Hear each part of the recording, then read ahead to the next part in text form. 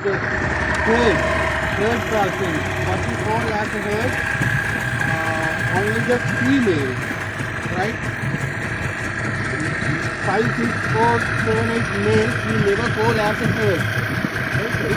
Right? Because elephants are the matriarch society. It's led by the females. Any of the elderly females led by. Females, they never try to swim across the water, get into the submarine.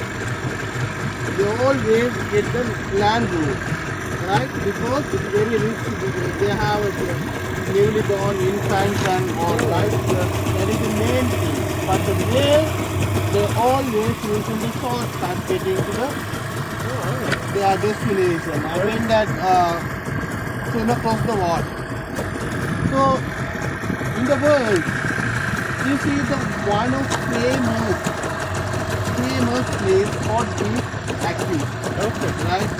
Elephant activity. Yes. I mean, actually, 2/3 we can't get. Like one of the four, right?